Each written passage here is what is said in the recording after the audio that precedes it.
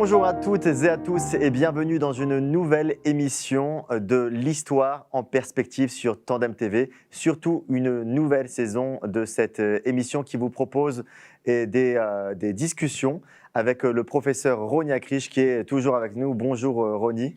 Bonjour David. Et Shana Tova Ometuka.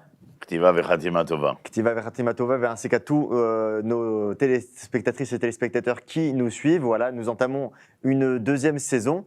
Et nous sommes en pleine fête de Tishri. Nous allons finir les fêtes de Tishri. Et nous avons récemment célébré la fête de Yom Kippour, Roni Akrish. Pendant Yom Kippour, on associe Yom Kippour en français au grand pardon, à un moment de communion entre soi et le Créateur, pour se laver de tous ses péchés, pour sortir blanc comme neige à l'issue de cette journée de jeûne. Et pourtant, nous avons un texte que l'on dit pendant la fête de Yom Kippour, plus précisément la Haftara, le paragraphe de la Bible Haftara de Isaïe, de Yeshaya, qui nous interpelle. Un texte qui traite des problèmes sociaux et sociétaux, de la morale religieuse, de l'oppression, de l'exploitation des plus faibles. Et c'est surprenant, puisque nous avons une fête où nous avons l'impression que voilà, j'ai péché, je vais me pardonner, et on va recommencer, on va dire. Je simplifie, je résume. Et d'un coup, on a un texte qui nous parle de loi sociétale et qui nous dit Baliverne, vous jeûnez pour rien. Alors, Roni Akrish, juste avant de rentrer dans le vif du sujet avec le texte, je voudrais qu'on situe Isaïe, Yeshaya, prophète, époque du premier temple. Du premier temple, absolument. Qui a vu l'ascension de l'Empire assyrien, les 10 tribus, qu'on appelle les 10 tribus perdues aujourd'hui, l'expulsion de 10 tribus, la division du royaume en deux, royaume d'Israël, royaume de Judée. Ça fait comme un écho dans notre époque actuelle. Qu'est-ce qui se passe à ce moment-là Qui est Yeshaya? Yeshaya est un des prophètes scripturaires des plus connus. Il va laisser plus de 64 chapitres que certains veulent partager en Deutéro-Isaïe et Isaïe 1er. Alors, je ne rentrerai pas là-dedans. Ce qui est important, c'est qu'il est de l'époque de Hiskiyahu et que les Assyriens vont mettre le siège. Et il y a là un véritable effroi vis-à-vis de l'agression assyrienne. Et le roi est dépité, déprimé. Et celui qui va tenter de lui redonner foi, de le remettre sur les rails de l'histoire, c'est Isaïe. On sait avec Hiskiyahu, à travers les fouilles que nous avons trouvées, comment Hiskiyahu a construit, élargi les murailles contre la menace assyrienne, etc. Mais ce qui est important chez Yeshaya, comme chez tous les prophètes scripturaires, c'est le fait qu'ils viennent et qu'ils interviennent dans le vécu de la société israélienne de l'époque. Pas seulement vis-à-vis du peuple, mais également vis-à-vis de la royauté, vis-à-vis des juges, vis-à-vis de la cour. Et ce passage, ce chapitre 58, dont je ne sais pas, nous ne savons pas véritablement qui a décidé de l'insérer dans la liturgie du matin de Yom Kippour. Lorsque vous demandez aux personnes quelle est l'Haftara de Yom Kippour, le lambda, il vous répondra Yona. Jonas, la baleine. Absolument. Alors que précédemment, il y a cette Haftara qui est véritablement bouleversante, révoltante et qui remet en question nos faits et gestes. Elle est surprenante, mais du coup, on peut dire que Yeshaya, c'est un texte ou c'est une parole qui interpelle certes à l'époque, mais qui sonne en écho sur toutes les générations, qui fait écho à toutes les générations qui ont suivi Yeshaya. Absolument. Comment on peut dissocier, Roni, juste un enseignement ou une parole prophétique qui a été donnée à un temps donné et en faire une parole universelle pour toutes les époques et intemporelle? Parce que cette parole vient traiter de l'homme. Et l'homme, en tant qu'homme, n'a jamais foncièrement changé. Il est cupide, il est avide, et nombre d'autres défauts, ou nombre d'autres qualités. Il n'est pas toujours au sommet des valeurs et des vertus qui lui sont demandées. Mais l'homme est resté le même, et nous le retrouvons à travers toutes les époques, pas seulement bibliques, post-bibliques. Et nous voyons encore aujourd'hui, quand l'individualisme se fait jour et qu'il prône, bien entendu, l'intérêt personnel et non pas l'intérêt collectif, eh bien, ô combien la chose porte à faux foncièrement. On a du mal à apprendre des erreurs de l'histoire, mais du coup, Rogna Krish, avec vous, on va retourner, on va plonger dans ce texte et vous allez nous citer les premiers versets. On va le faire en français puisque l'émission est en français, mais bien évidemment, de prime abord, il faudrait pouvoir le lire en hébreu. Avec toutes les nuances. C'est à travers, exactement. Et il est écrit ici, « Crie à plein gosier, ne retiens pas, élève la voix comme le son du chauffard, et annonce à mon peuple sa faute, à la maison de Yaakov son péché. » Dieu qui s'adresse au prophète Yeshayahu et qui demande de s'adresser, de crier et de s'indigner envers le peuple. De remettre en cause le peuple, bien évidemment.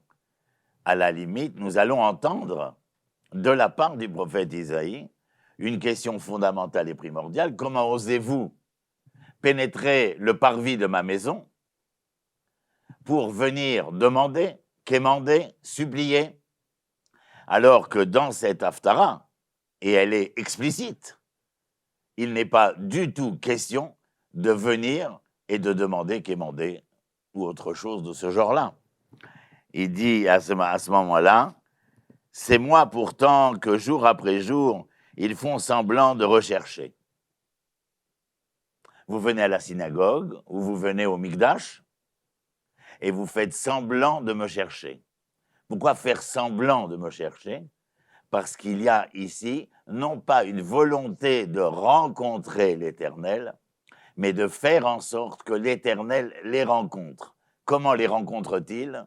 En acquiesçant à leurs demandes. Santé, Parnassa. Absolument. On entend un discours, une machine bien huilée. Ils font semblant de rechercher.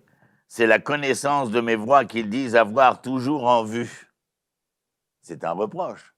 Comment osez-vous, outrecuidant que vous êtes, affirmer que vous avez pleinement connaissance de ce à quoi j'aspire lorsque j'ai créé l'homme et à travers l'homme, le peuple d'Israël, qui est porteur d'un message, d'un contrat social. Et comment osez-vous, on pourrait dire gredin, revendiquer, comme il le dit ici, qu'ils disent avoir toujours en vue comme un peuple qui aurait toujours agi avec équité et n'aurait pas dévié de la loi de son Dieu. Yeshaya, mais enfin, vous ne comprenez pas que nous savons quelle est la réalité foncière? Vous pouvez venir et faire en sorte que vos appels, vos demandes, vos larmes et l'ensemble de ce que vous entendez dans le mot prière, qui veut dire demander aussi, mais qui n'est pas le terme hébraïque, nous reviendrons dessus. Et le texte est clair. Il dit comme un peuple qui aurait toujours agi avec équité et n'aurait pas dévié de la loi de son Dieu. Il me demande des jugements favorables, font comme s'ils désiraient ma proximité. Donc en fait là on a une relation verticale qui va de l'homme à Dieu, qui se dit plus ou moins irréprochable et qui est dans une demande et Isaïe reproche au peuple de ne pas prendre en compte, de se dire que les hommes n'offrent pas un minimum d'eux-mêmes. Il y a un fossé fondamental entre la supplique de l'homme et le message divin à travers le prophète. D'où les hommes, le texte nous dit ici, comme un peuple qui aurait toujours agi avec équité et n'aurait pas dévié de la loi de son Dieu, il me demande des jugements favorables, font comme s'ils désiraient ma proximité. Vous entendez le propos? Ils ne veulent pas de ma proximité. Ma proximité vient contrecarrer les projets qui sont les leurs. Car s'ils voulaient ma proximité, ce serait d'agir dans le cadre du bien et du droit, de la justice. Voilà les domaines dans lesquels je vous attends. Ce texte a été, en tout cas, ce texte a plus de 2700 ans, 2600, 2700 ans, et pourtant, selon vos propos, on a l'impression que on n'a jamais tiré les leçons de cette histoire et que c'est tout ce qu'on met en place dans les communautés juives, dans le peuple juif ou dans l'identité juive, se résume systématiquement à ces mêmes formes de réunions et de communion pour aller quémander, etc. Mais en aucun cas on ne répond à ce besoin de justice sociale. Et ça se répète depuis des Leibovitch millénaires. disait, votre rencontre avec l'Éternel à la synagogue est égal ou équivalent à votre venue à la Coupa Trolim, au dispensaire médical. C'est-à-dire que vous êtes venu en attendant de recevoir ce qui vous manque. Ce qui est déjà un problème, bien entendu. Car comment est-ce possible De considérer que qu'il l'Éternel, le Créateur, ait créé l'homme avec un manque quel qu'il soit? C'est outrecuidant de dire cela. L'homme possède en son âme et conscience l'ensemble des éléments obvies de son amélioration, de son retour à soi, de, comment dire, de la réalisation de son moi le plus probant. Or, ici, il n'y a pas de cela. Et c'est la raison pour laquelle je dis toujours, lorsque vous parlez de l'Eit Palel, on en a parlé Oui, on en a ensemble parlé dans déjà, une émission précédente dans la que vous pouvez prière, retrouver. mais il faut rappeler cela parce que les personnes sont tellement à des années-lumière de comprendre la sémantique hébraïque. Les Hitpalel, la racine c'est Pilel, Pilel dans le Tanar c'est la justice. Les Hitpalem, fort possessive, les Hitpalel, Se faire c'est se justice. mettre en justice, c'est-à-dire introspection, remise en question. Remise en question et introspection vis-à-vis de quoi? Vis-à-vis de la amana rébratite, vis-à-vis du contrat social que l'Éternel a donné entre les mains des hommes. Quel est le contrat social? La Torah. Où il y a, ne serait-ce que dans le livre de Dvarim, une véritable constitution d'État concernant non pas les relations de l'homme vis-à-vis de Dieu, mais de l'homme vis-à-vis de l'homme. Ou comme dit le Maharal de Prague, lorsque les hommes se rencontrent, Dieu vient à leur rencontre. Lorsque les hommes se rencontrent, Dieu vient à leur rencontre. Vous avez parlé du contrat qui est la Torah, et cela est assimilé à l'observance des lois. Et il y a quelque chose de problématique, parce que c'est un peu, on a l'impression que d'une part, il y a les lois, l'observance des lois, et dans le sens piété, dans le sens pieux, et de l'autre côté, tout un pan sur la justice sociale. Il y a un phénomène, bien entendu, après Yeshayahu, la destruction du premier temple, à la fin avec Tzidkiyahu, et puis le deuxième temple, et la fin de l'histoire du deuxième temple. Le judaïsme va naître à la suite de la fin du deuxième temple. Auparavant, nous avons une société humaine, nationale, politique, économique, militaire, au premier temple, je veux dire, mais et qui est à même de pouvoir réaliser ce pourquoi il lui a été octroyé tout cela. Si vous devez devenir la lumière des nations, il faut qu'à travers la législation que je vous ai donnée, vous soyez en mesure de pouvoir réaliser non seulement la relation entre l'homme et Dieu, mais la relation de l'homme vis-à-vis de Dieu n'est d'autant plus relationnelle qu'elle a en amont une relation entre les hommes. Ahuv el abriot, ahuv el hamakom. C'est le Maharal de Prague. Celui qui aime les hommes, il est aimé de Dieu. La réussite de cette société passe, bien entendu, par ce que dit Micha, chapitre 6. Qu'est-ce que l'Éternel te demande? Le droit, Yachar Vetov, Tzedek u'Mishpat, Veratzina alechet im Hashem Elokecha. C'est-à-dire qu'ici, nous avons affaire à une demande, à une exigence de valeurs et de vertus. Pourquoi ces valeurs et ces vertus? Parce que la société à laquelle vous appartenez doit être la société référente de ces données dans ces domaines-là. Pourtant, ce texte, cette parole pardon, du prophète Isaïe a été donnée, a été portée au peuple au moment où le peuple était une nation, et pas comme vous décrivez juste après la destruction du temple, Bien sûr. un peuple éparse et dispersé. Le Et problème, le propos est encore plus grave en ce temps-là. bien évidemment, le deuxième paragraphe, les enfants d'Israël répondent à Yeshayahu. Je vous rappelle, on lit cet Haftara le matin de Kippour. N'ayons crainte de dire que la majorité des individus ignorent totalement cet Haftara, et si ce n'est cet Haftara, bien entendu, le sens vie de cet Haftara. Donc, ils répondent à Yeshayahu, enfin, à Dieu, à Dieu à travers Yeshayahu. Pourquoi donc jeûnons-nous si tu ne le prends pas en considération? Tu comprends? Si je jeûne, Yesh Torah Tagmoul, ça s'appelle en hébreu. C'est-à-dire qu'il y a finalement la redevance d'une récompense. Oui. Voilà, je fais un effort pour toi, tu es censé me récompenser. Et il continue. Pourquoi mortifions-nous notre être si tu n'y fais pas attention? Mais lorsque tu mortifies ton être, ce n'est pas pour trouver grâce aux yeux de l'Éternel, mais parce que tu as pris conscience qu'il y avait là une nécessaire remise en question, introspection, de la société délétère dans laquelle tu vivais. Je reprends. Comment osez-vous venir sur le parvis de mon temple, alors qu'au même moment, à l'extérieur de ce parvis et de ce temple, il y a une société caduque, sacrifiée.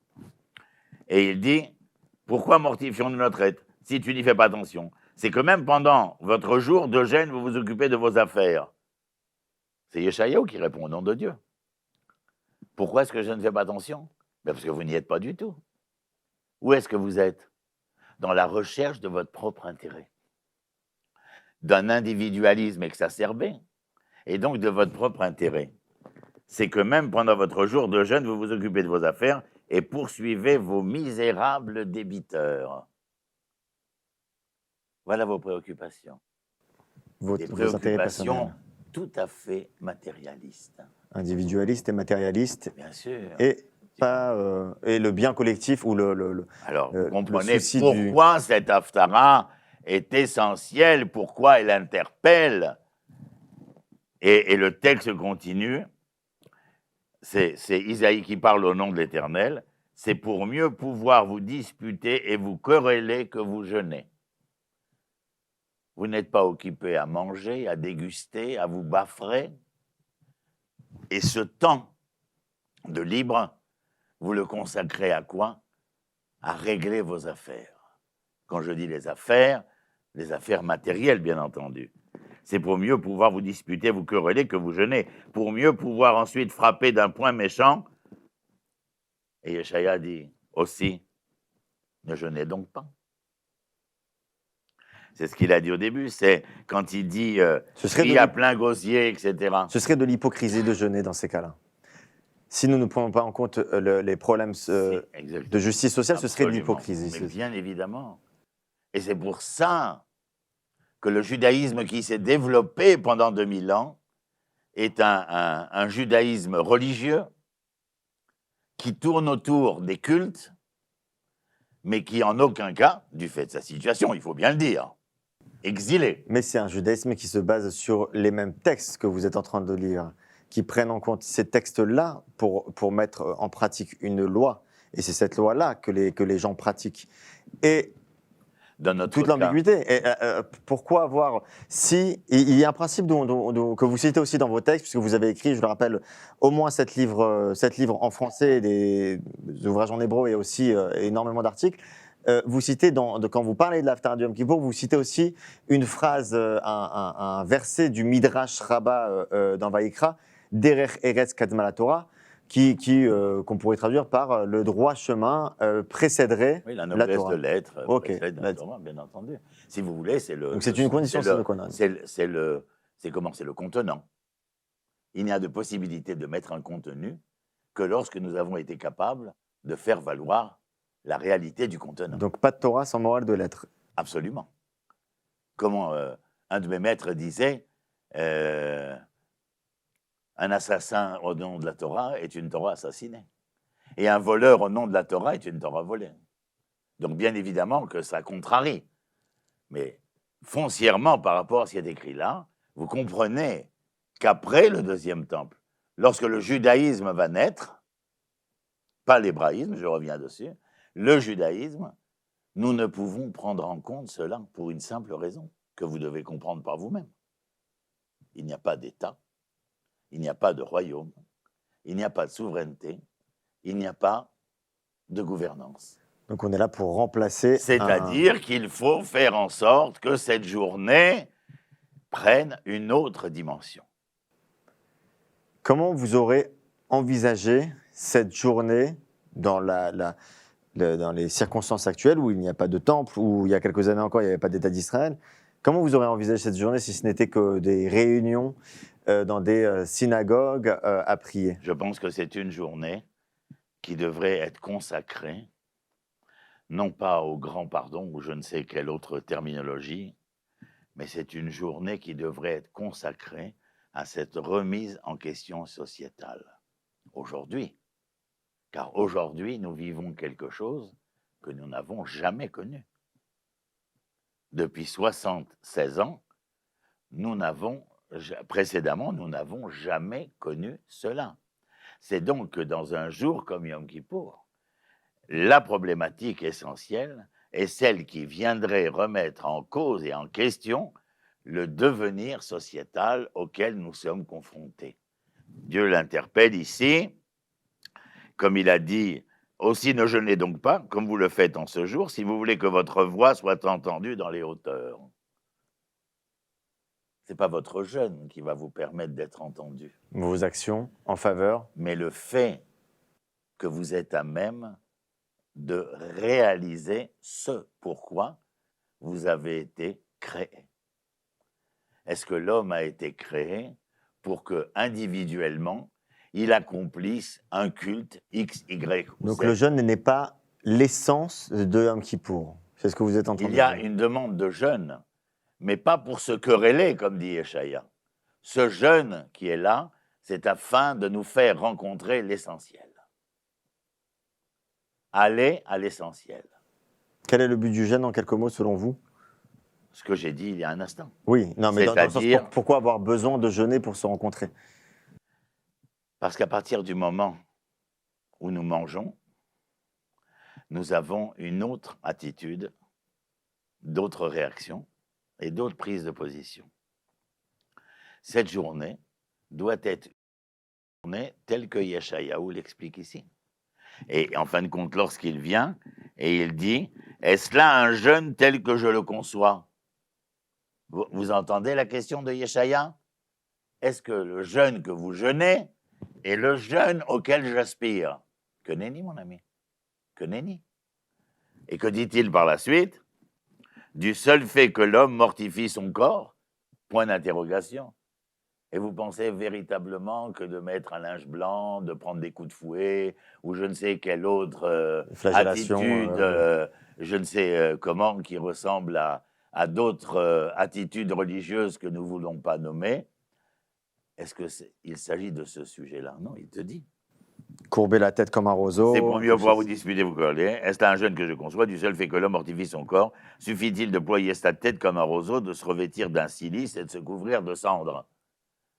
C'est-à-dire cesser l'expression superficielle et de croire qu'à travers un folklore, quel qu'il soit, vous avez dit mascarade, mais c'est un folklore, quel qu'il soit, eh bien, nous venions apporter une réponse probante à ce texte qui est interpellant. Vous comprenez que lorsque vous lisez cela, j'avais donné une dracha il y a une quinzaine d'années, ce livre, le matin de Yom Kippour, et la première chose que j'ai dit, et Yeshaya vient et dit, tout ce que vous avez fait depuis hier soir, Kol Nidre, jusqu'à cet instant où nous allons lire l'Haftara, est nul et non avenu. Nul et non avenu. Pour quelle raison? Eh bien, voilà la réponse. Du seul fait que le mortifie son corps, suffit de broyer sa tête comme un roseau, de se revêtir ainsi et se couvrir la cendre. La suite, elle est là. C'est cela que vous appelez jeûne? Un jour agréable à l'Éternel? C'est un point d'interrogation. Et alors là, Dieu dit à Yeshayahu, voilà le jeûne auquel j'aspire. Voilà plutôt le jeûne tel que je l'aime. Ah. Et là, il décrit le jeûne. Alors là, véritablement, nous sommes à des années-lumière de la réalité cultuelle à laquelle nous sommes confrontés entre les belles voix, les beaux vêtements, les je ne sais trop quoi, le chauffard et les manteaux de fourrure pour la fin de l'année là. Nous sommes à des années-lumière. Que dit-il? Voilà plutôt le jeûne tel que je l'aime. Brise les chaînes de la méchanceté, défait les liens de toute servitude, renvoie libre les opprimés, rompt tout joug. De plus, partage ton pain avec l'affamé, invite dans ta maison les misérables sans abri, couvre celui que tu vois nu, ne te détourne jamais de ton prochain, qui doit être à tes yeux comme ta propre chair. On est dans de la justice sociale. Alors, vous avez là un amendement des plus sincères d'abord, mais qui interpelle le prieur en lui disant « Il n'est nullement question de venir me prier. Je vous prie de, je vous en prie que. » Il n'y a pas de prière, c'est une traduction qui est mauvaise au possible. Les Hitpalel, comme nous l'avons dit, c'est cette remise en question, cette introspection. Et dans ce cadre-là, quel est-il? Vous venez sur mon parvis, vous venez demander, quémander, supplier à travers vos suppliques, mais vous avez laissé derrière vous un monde qui est en manque, un monde qui est en manque, un monde où l'équité n'est pas, où l'inégalité est probante, etc., etc. Et si vous n'avez pas réglé ces problèmes-là, que venez-vous faire ici? Que cherchez-vous dans mon parvis? Je rebondirai sur ce que vous venez de dire avec une réflexion.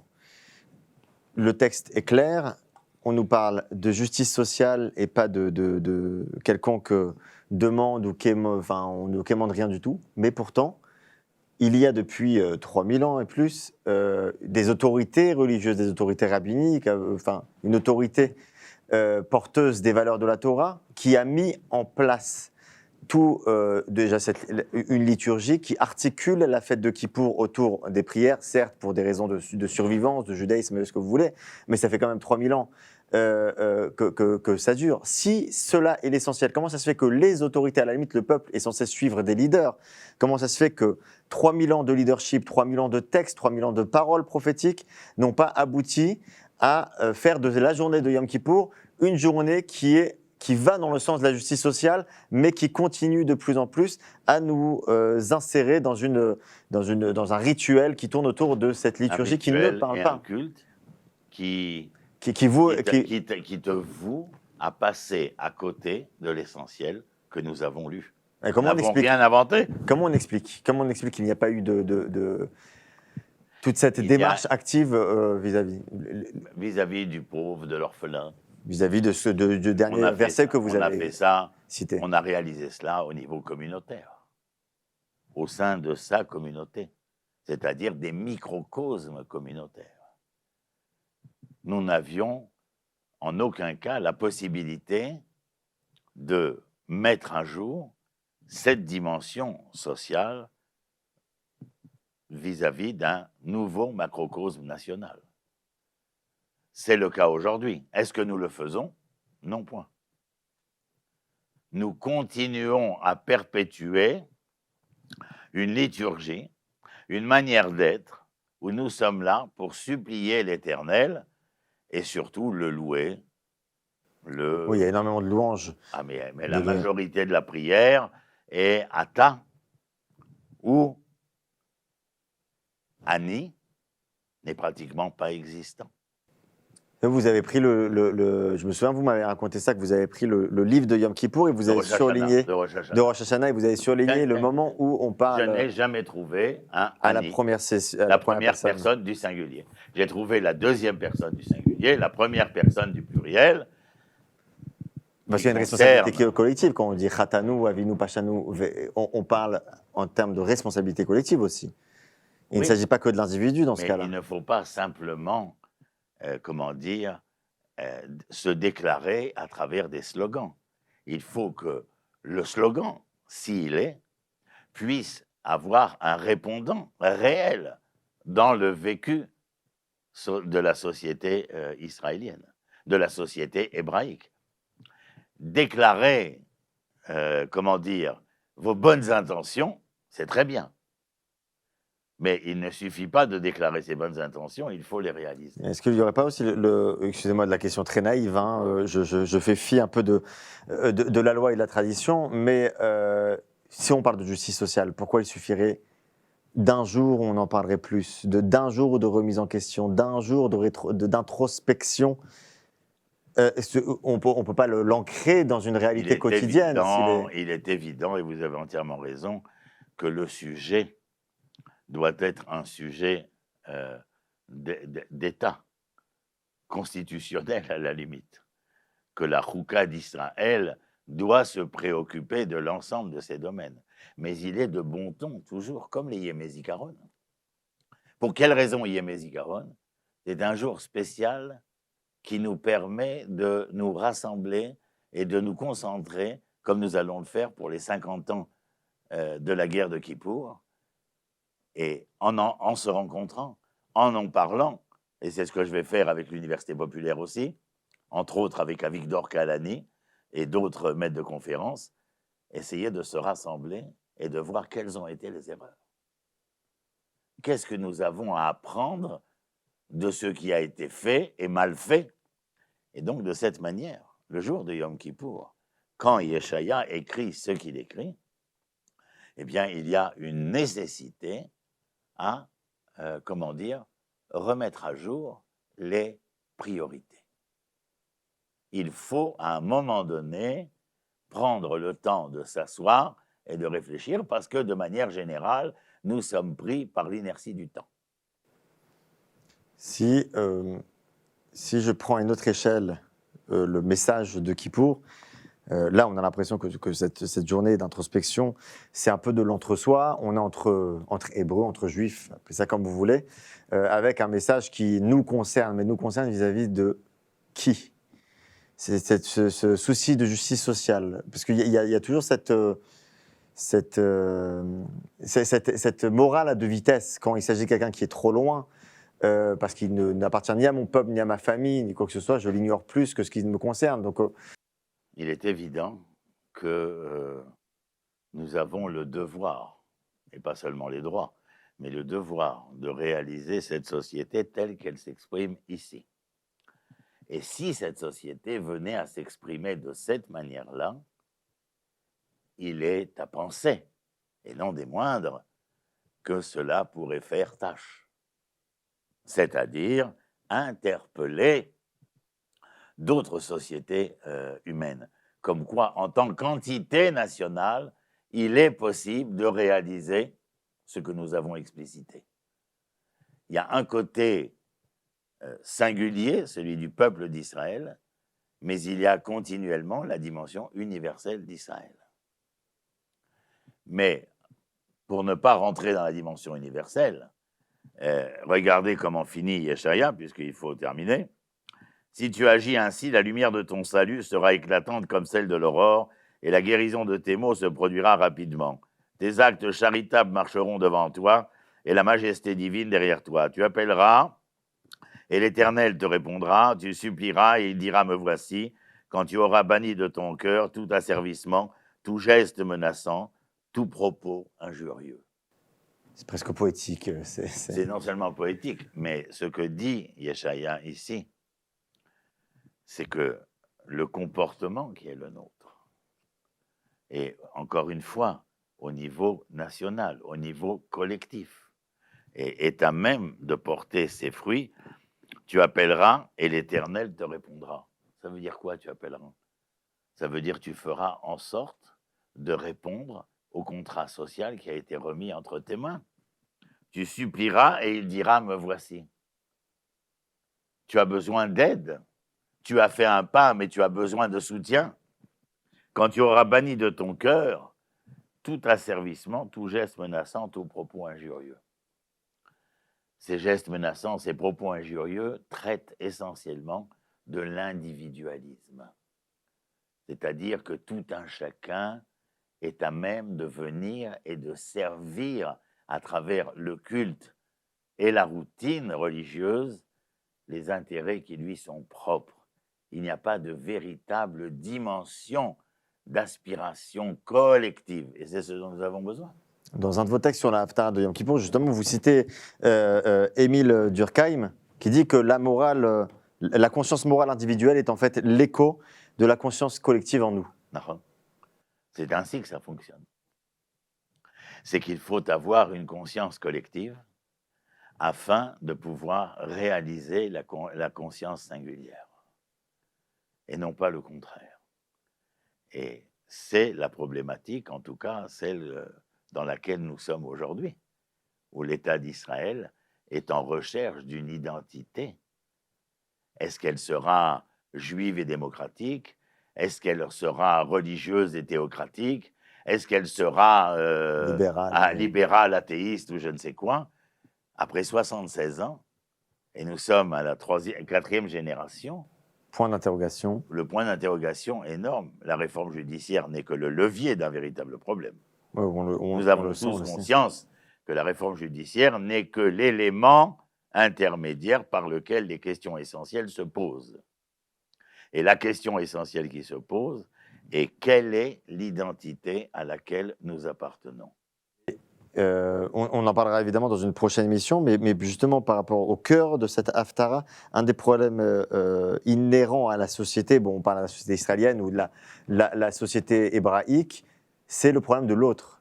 Si je ne suis pas comme le texte veut que je sois, c'est parce que l'autre pose problème, parce que l'autre est différent. Donc oui, il y a ce sentiment de rejet automatiquement de ce qui vous avez décrit plusieurs types de sociétés auxquelles on peut. Vous avez la société dont nous avons vu ensemble déjà, la société de Amos, qui était de Tkoa et qui traite de la Judée et de la Samarie, et qui vient de manière plus qu'évidente remettre en cause l'aspiration matérielle vis-à-vis de la richesse, vis-à-vis du pouvoir, vis-à-vis de la sexualité.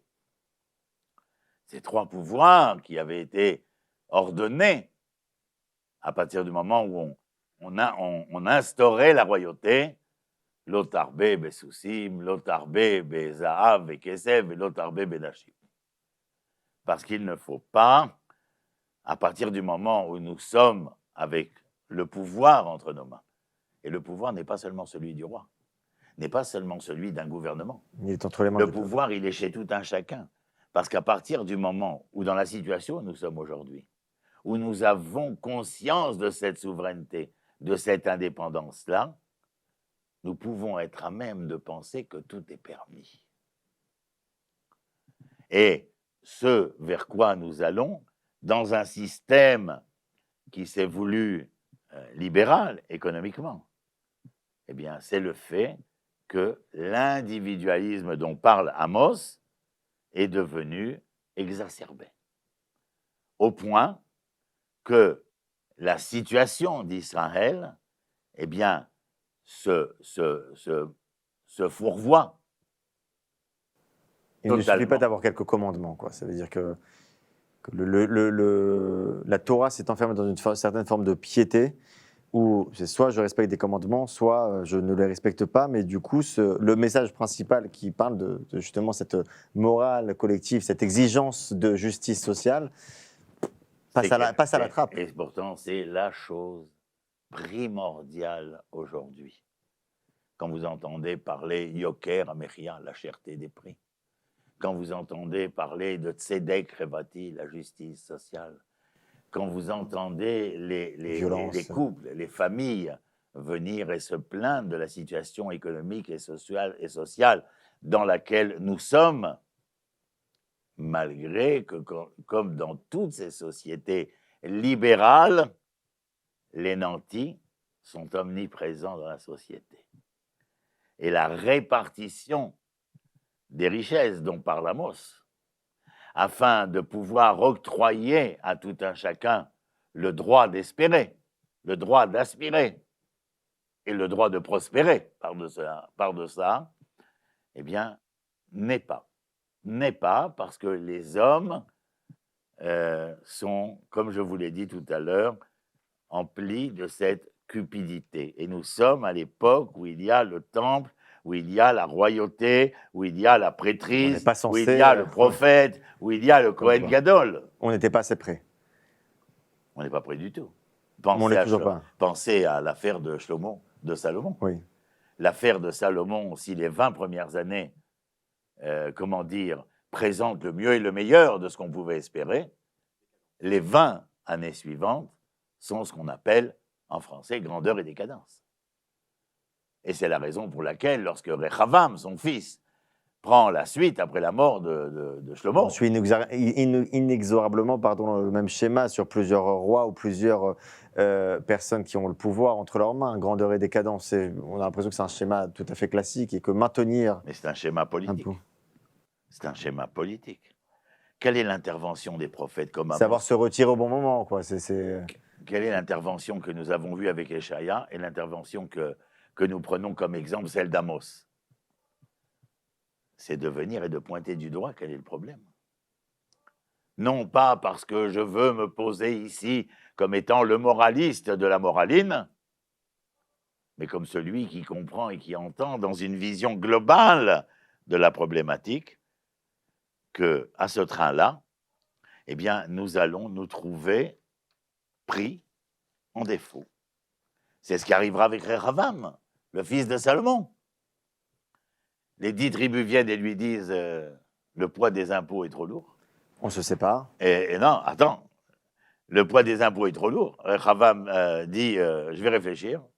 Il augmente les impôts. Et il revient, il y a les jeunes, ils lui disent ouais, augmente les impôts. Et les anciens lui disent essaye d'agir avec parcimonie. Mais il écoute qui ? Les jeunes avec qui il a grandi. Ils ont grandi où ? Ils ont grandi à la cour. Qu'est-ce qu'ils connaissent du peuple ? Qu'est-ce qu'ils connaissent de la société israélienne et hébraïque de l'époque ? Ils ne connaissent que les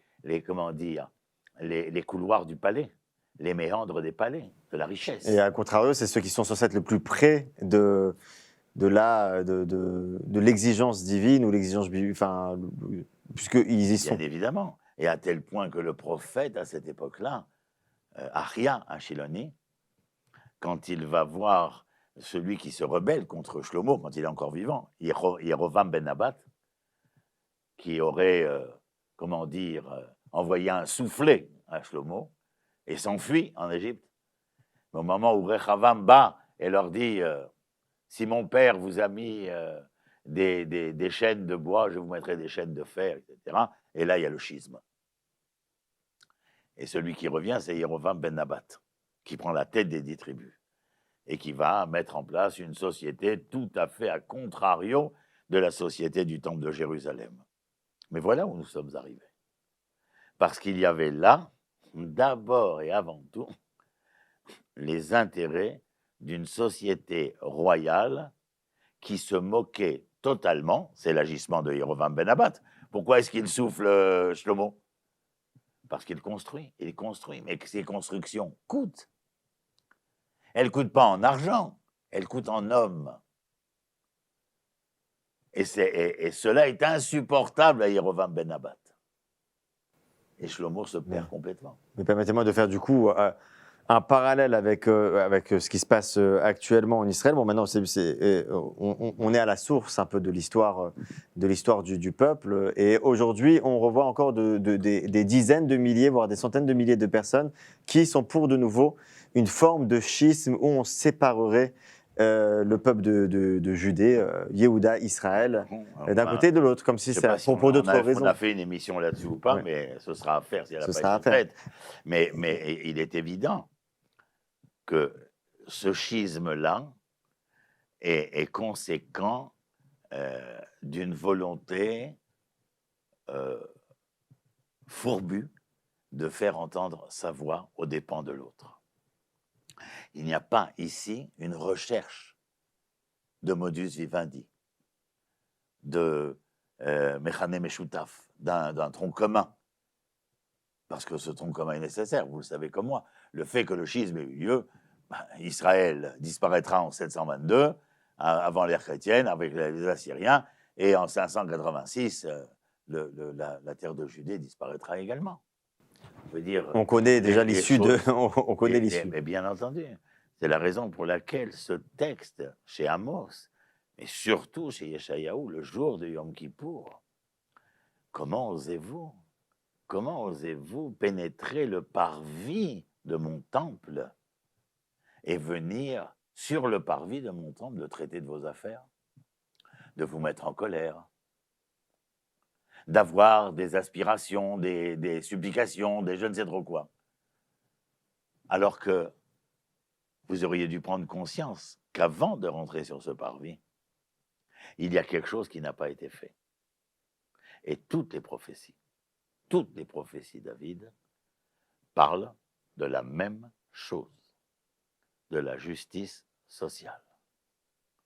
Il n'y a pas de société hébraïque, de société israélienne, si nous ne sommes point capables de réaliser cette amana chevratit, ce contrat social qui nous a été remis. Pourquoi je l'appelle contrat social? Je ne fais pas du rousseauisme. Je dis simplement que le livre de Dvarim, qui est le livre que l'on lit à la 7e année, le livre de Dvarim est le contrat social. Alors on va pour les minutes qui nous restent, citer, justement, vous avez parlé d'Amos tout à l'heure, qu'on va citer dans le texte, puisqu'on est là aussi pour citer des références. Ah, mais et comment Amos, chapitre 6, « Malheur à vous qui vous croyez en sécurité à Sion, et à vous si plein de quiétude sur le mont de Samarie, qui formez l'élite de la première des nations, et attirez à vous la maison d'Israël, couchés sur des lits d'ivoire, étendus sur leurs divans, nourris d'agneaux choisis dans le troupeau, de veaux mis à l'engrais, fredonnant au son du luth comme David, inventant à leur usage des instruments de musique, ils boivent du vin, à même les amphores, se frottent d'huile de choix, et ne s'affligent guère du désastre de Joseph. » Ils se préoccupent du matériel. Vous parlez et non ici des nantis, d'une élite qui veut donner le ton. Mais elle donne le ton aux dépens des masses. Oui, si d'une élite, on n'a pas un comportement exemplaire, a fortiori des masses, on ne va pas plus. Le salut ne va pas venir des masses, enfin, à moins que si. Mais qui plus est, elles souffrent, ces masses. Car vous comprenez bien que lorsque le pouvoir politique, le pouvoir financier, économique, est entre les mains de cette élite, de ces nantis, il est bien évident que, quelque part, quelqu'un ne le possède pas. Et c'est cela qu'il faut, comment dire, rédempter, rédimer, et permettre véritablement à ce que cette journée de Yom Kippour, où l'État, le royaume que nous construisons, soit véritablement le représentant, le fruit de cette aspiration foncière, pas pour un ou l'autre, mais pour l'ensemble du peuple. Soyez capables de démontrer qu'à travers le contrat social, vous êtes à même de pouvoir réaliser cela pour l'ensemble des composantes du peuple d'Israël.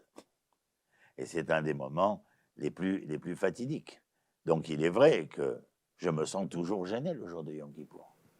Je ne me sens pas en pleine osmose avec ce qui est écrit. Ça ne correspond pas à ce que le prophète Yeshayahu demande ici.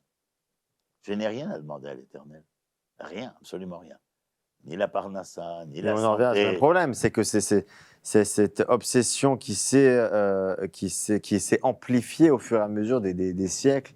des années de cette sorte de croyance, certainement une croyance conspuée, de penser que Ptichat Haechal, l'ouverture de l'Arche Sainte, en faisant une prière pour la Parnassa, pour la subsistance, allait apporter le salut. Et du coup, C'est comme si nous venions dire qu'il y avait dans la création du Créateur, de sa créature, un manque. un manque.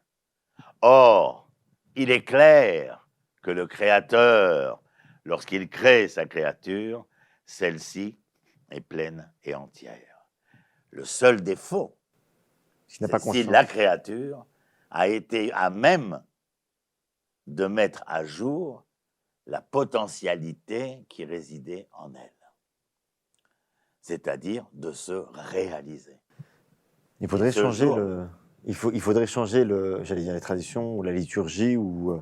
Enfin, c'est compliqué. Hein, Moi, je pense que oui, mais vous commencez à entendre de plus en plus de gens qui entrevoient, qui parlent, qui écrivent, qui pensent. Il ne faut pas penser que les choses continuent Parce qu'on a même simplement. l'impression que c'est le privilège d'une certaine.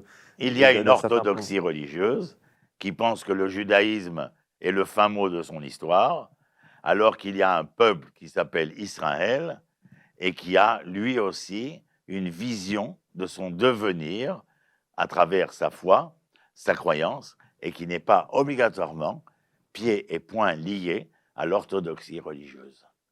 Et qu'est-ce qui explique qu'on n'a pas assez aujourd'hui, ou l'impression qu'il n'y a pas assez de leaders en faveur d'un changement ou de cette parole bafouée et Vous perdue? êtes face à l'inertie du pouvoir. L'inertie, la mainmise du pouvoir qui fait que, de manière générale, vous êtes très vite banni, très vite, remis en cause comme étant, rebelle, comme étant épicurien ou je ne sais trop quoi, Oui. bien que le mot épicurien, je l'avais déjà expliqué, Ne veut n'a pas rien à dire voir ça, avec oui. l'histoire. Mais nous en sommes là. Mais il y a de plus en plus De voix qui se de lèvent. voix qui se font entendre, de mouvements qui se forment et qui en appellent à une autre vision des choses. En espérant cela dans les prochaines années, parce que oui, on a d'une part cette orthodoxie, donc qui prie ce texte ou qui lit ce texte sans spécialement y prêter attention, et de l'autre côté, ceux qui ne font pas kippour, qui ne vont pas spécialement à la synagogue, si ce n'est pour la fin de la fête, Nahon. et du coup qui passent à côté de ce texte. Donc si Nahon. vous voulez... Je pense que c'est c'était- un texte fondamental, primordial, et qui en dit long, bien entendu. J'aurais aimé savoir qui est le sage qui a inséré ce texte. On va Ça faire une fait enquête. des années que je suis avec cette question, On va faire une enquête parce que je le anthropologique. trouve d'une grande malicité. D'avoir osé mettre ce texte-là de Yeshaya le jour de Yom Kippour. Malheureusement pour lui, comme nous l'avons dit, la majorité des gens sont passés à côté et continuent de passer à côté. Mais pour ceux qui prennent le temps d'y jeter un œil et de s'instruire, c'est une grande révolution du savoir, de la connaissance. Qu'est-ce que vous répondez aux personnes qui pensent que Yom Kippour, les personnes qui vont maintenant, même la période des fêtes de Tishri, Rosh Hashanah, Kippour, qui vont prier les slichot, aux côtés, etc., sont hypocrites ou d'un coup opportunistes, d'un coup, mince, il y a une occasion de entre guillemets, de se racheter, voilà. Au final, d'un point de vue... Si les choses étaient dans le sens de l'Haftarah que nous avons lu, c'est-à-dire dans sa dimension collective, au vu et su des jours qui sont les nôtres aujourd'hui, je n'ai aucun problème.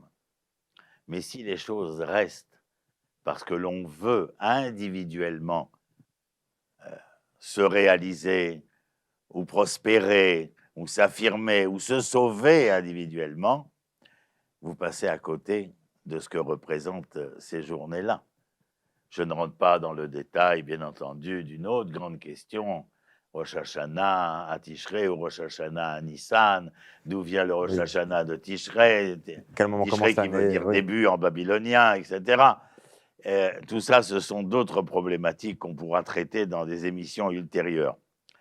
Mais le fait est que si ces jours viennent répondre à ce que les sages ont écrit, alors la seule référence qui me paraît probante, c'est celle d'Isaïe au chapitre 58. Alors vous invitez les téléspectateurs et téléspectatrices qui nous regardent à être interpellé par les Ah ouais. textes et à ne Passer pas la les- matinée de Yom Bien. Kippour à lire, à relire, à entendre et à comprendre, à expliciter et à savoir ce que ce chapitre veut dire. Ne dites rien d'autre. Passez votre temps là-dessus. Toute la matinée, expliciter. et le mettre en pratique. Bien et mettre- évidemment, bien évidemment. Il n'est pas question ici de faire de la philosophie. Oui, de tergiverser, de faire des débats littéraires et finalement de finir la Bidiouk. journée. Et dans la Casser philosophie la stoïcienne, le but est véritablement d'étudier les textes Pour afin de les mettre en pratique, dans la société. de les réaliser. Et donc, c'est ce qu'on nous demande.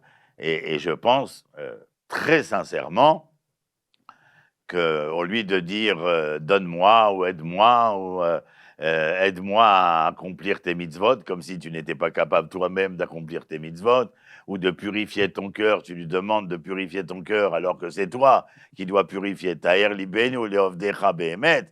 C'est à toi de purifier ton cœur pour le servir honnêtement, et non pas lui qui doit te donner la probabilité. Vous comprenez, tout est un peu renversé de cette Vous manière. dites que nous avons les éléments entre nos mains pour pouvoir mettre en pratique et que nous n'avons rien d'autre à demander si ce n'est que d'être accompagnés dans une démarche Je de n'en ai, justice je n'en sociale. ai aucun doute. Je n'en ai aucun doute.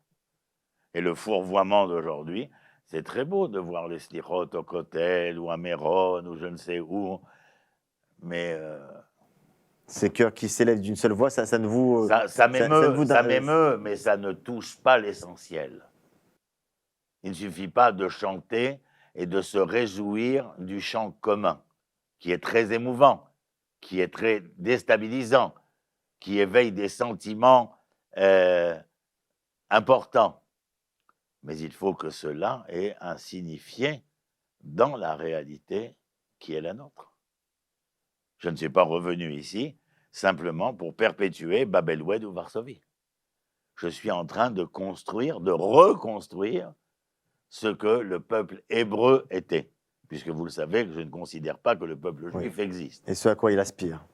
Voilà. Les Hébreux, le peuple d'Israël, le peuple des Hébreux, bien évidemment. Le peuple juif, c'est outrecuidant et apologétique. Ça n'existe pas. Et donc, vis-à-vis de cela, eh bien, nous sommes à même de réaliser cela. Et c'est la raison pour laquelle je dis, le matin de Yom Kippour, ne dites rien. Prenez la Haftara, Élisée. lisez, comprenez, entendez, appliquez. Si vous avez fait ça, Ce sera le mot de la fin de cette émission, Roni Akrish. Merci infiniment. Je rappelle que vous êtes historiosophe biblique, que vous avez écrit des dizaines d'ouvrages en français, en hébreu, et que vous continuez de faire des conférences, d'écrire des articles. Pour tout, vous êtes un auteur très prolifique. Merci pour ces enseignements. On prêtera attention à ces textes, Isaïe, Amos et d'autres prophètes et les paroles prophétiques. Merci à vous, chers téléspectateurs et téléspectatrices, de nous avoir suivis dans cette première de la nouvelle saison de l'Histoire en perspective sur Tandem TV. Et on se retrouve très vite pour une prochaine émission.